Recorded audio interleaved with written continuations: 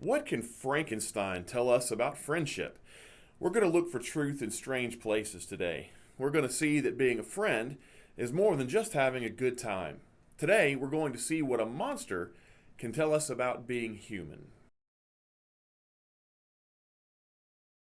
Hey there, everyone. My name is Dwayne Bryant. It's great to have you with us again. If you haven't subscribed to this channel already, you can hit the subscribe button in your lower right-hand corner, click the bell, and you'll get a notification every time I post something new.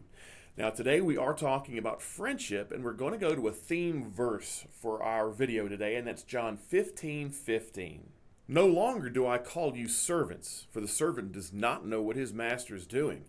But I have called you friends, for all that I have heard from my Father, I have made known to you.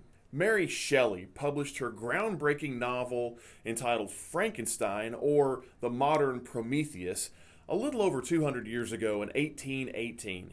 In this story, Victor Frankenstein creates a monster out of human corpses.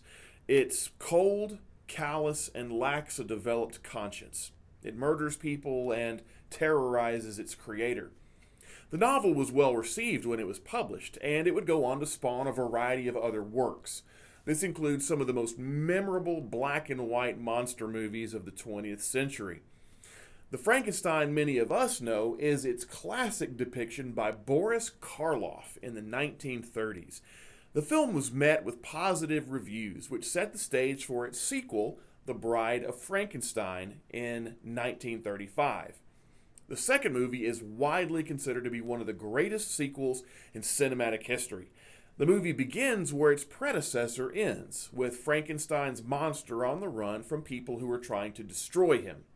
He suffers injuries inflicted by his pursuers, but manages to elude them. And while on the run, the monster later happens upon a cottage where an old hermit lives. And the creature hears the man playing a violin and finds himself drawn to the music. Now, the old man is blind, but he senses that someone is outside and eventually invites the monster in, unaware of his guest's true nature. During this one-sided conversation, this old hermit says something profound. He says, "It's strange. Perhaps you're affected too. I cannot see, and you cannot speak. Is that it?"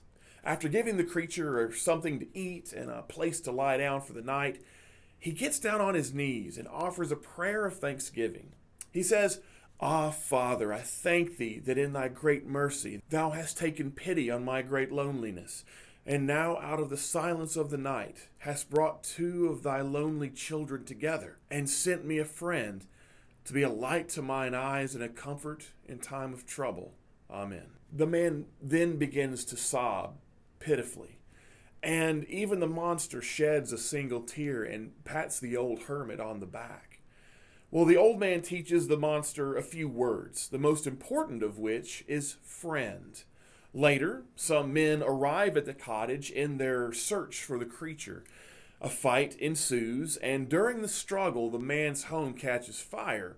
The men escort the hermit to safety outside, and as the monster stumbles through the smoke into the cold world, the only word he utters is friend.